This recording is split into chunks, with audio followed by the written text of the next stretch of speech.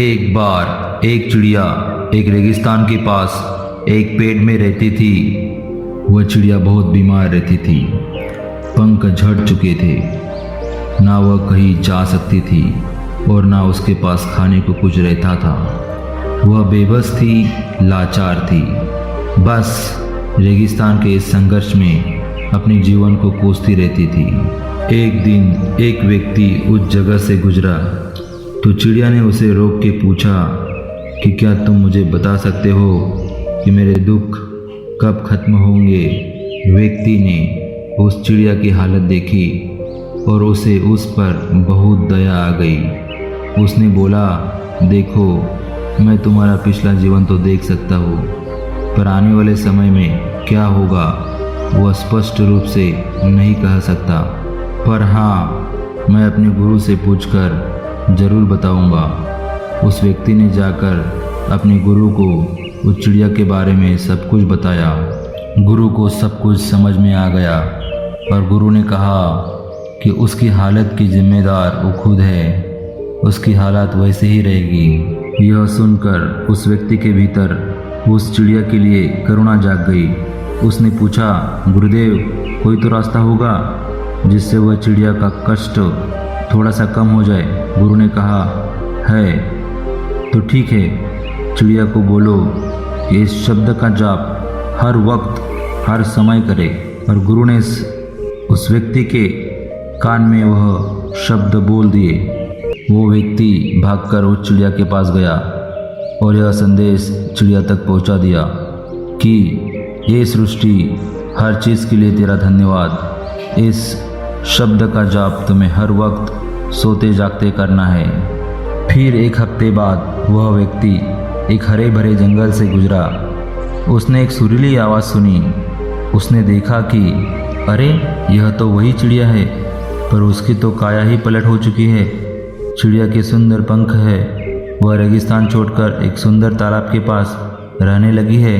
वह व्यक्ति तुरंत अपने गुरु के पास पहुंच गया और गुरु से पूछा कि गुरुदेव, उस चिड़िया का तो सारा कष्ट खत्म हो चुका है, इतनी जल्दी इतना बड़ा बदलाव कैसे। गुरु ने बताया, जब तुम उसे वह शब्द बताकर गए तो चिड़िया को बिल्कुल भी विश्वास नहीं हुआ, पर फिर भी अपनी परिस्थिति के चलते उसने वह शब्द बोलना शुरू कर दिया कि ये सृष्टि हर चीज़ के लिए तेरा शुक्रिया, तेरा धन्यवाद। कुछ देर बाद चिड़िया गर्म रेत में गिर गई। प्यास के मारे वह तकलीफ में थी, पर रोने के बजाय उसके मुंह से निकला कि ये सृष्टि हर चीज़ के लिए तेरा धन्यवाद। चिड़िया ने सोचा, मैं प्यास से थक गई हूँ, उड़ नहीं सकती, पर शायद इसमें भी मेरा कुछ भला ही होगा। यह सब पहली बार हुआ। कोसने की जगह चिड़िया के मन से धन्यवाद निकलने लगा और ऐसा सोचने से उसकी भावना ही बदलने लगी। उसे अच्छा महसूस होने लगा, कष्ट में थोड़ा आराम मिला और उसमें थोड़ी हिम्मत आ गई। तो वह उठकर छायादार पेड़ ढूंढने लगी। जब भी चिड़िया को तकलीफ होती थी, वह दुखी और परेशान होने के बजाय धन्यवाद देने लगी। इससे उसे हल्का और हल्का महसूस होने लगा, पर ऐसा करने से उसे पता भी नहीं लगा कि उसका जीवन कितना अच्छा हो गया। दोस्तों, जब हम शिकायतें करते हैं तो अपने मन में अपने विचारों को बहुत ही नकारात्मक बातों से भर लेते हैं। जो परेशानी बाहर कुछ देर के लिए आनी थी, उसे अपने अंदर और देर के लिए रोक लेते हैं और वह परेशानी और उसकी तकलीफ बढ़ती ही रहती है। दोस्तों, शिकायत एक धीमा और कड़वा जहर है जो हमारी मानसिक स्थिति को खराब कर देता है। सोचो, जब अक्सर आप अपने जीवन की हर परेशानी और दुख से दिन भर खुद को और औरों को कोसते रहते हैं। आज बहुत गर्मी है, इतनी ठंड क्यों पड़ती है, गाड़ी को भी अभी खराब होना था, मेरे बाल कितनी खराब है, मेरा चेहरा कितना मुरझाया हुआ है, मेरे जीवन में इतने कष्ट क्यों है, मेरे पास कभी कुछ क्यों नहीं रहता। ऐसे ना जाने कितनी छोटी बड़ी शिकायतें हर वक्त हमारे दिल और दिमाग में घूमती रहती है।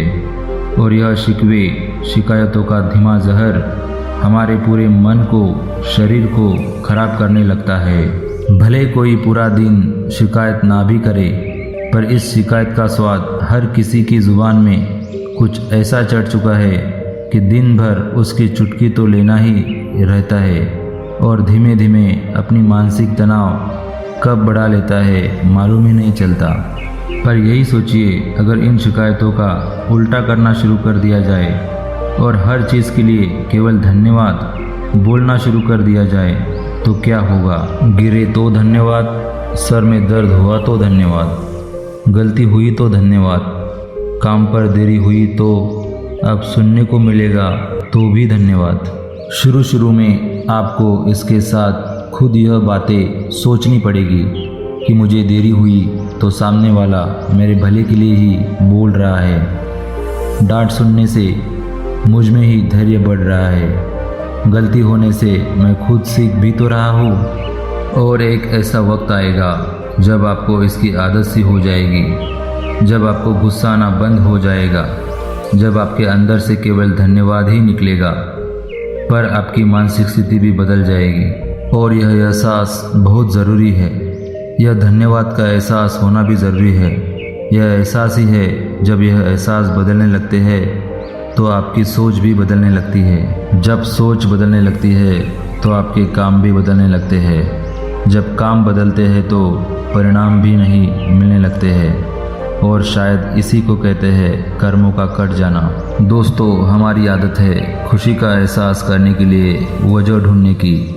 हमारी खुशियाँ हमेशा बाहर की चीज़ों पर टिकी है। जब बाहर कुछ अच्छा होगा तो अच्छा महसूस करेंगे, नहीं तो नहीं।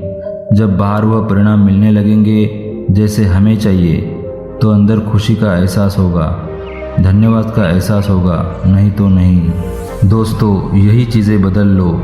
जब खुशी के एहसास के लिए आप दूसरों और बाहर की चीज़ों पर निर्भर होना छोड़ दोगे तो अंदर सब कुछ अपने आप बदलने लगेगा। एक सुखी और सफल जीवन का सबसे बड़ा रहस्य है हर पल में शुक्र करते हुए और शिकायतें ना करते हुए अपने जीवन को जीना। क्योंकि जीवन की हर तकलीफ और दुख शिकायतों से ही शुरू होती है और शिकायतों पर ही खत्म। यह शिकायत है, कभी भी खत्म नहीं होती। इस सृष्टि ने हमें जो भी दिया है वह अपने आप में ही पूर्ण है।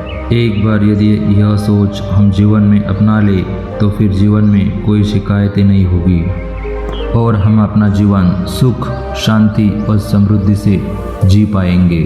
आशा करता हूँ दोस्तों, आप भी अपने जीवन में शिकायतें करना छोड़ दोगे। आपके लाइफ में, आपके जीवन में जो भी है उसके लिए धन्यवाद करना शुरू कर दीजिए। देखो अपना जीवन कैसे बदलता है। दोस्तों, आपका एक लाइक, आपकी एक कमेंट और आपका एक सब्सक्रिप्शन मेरे लिए बहुत बड़ी बात है।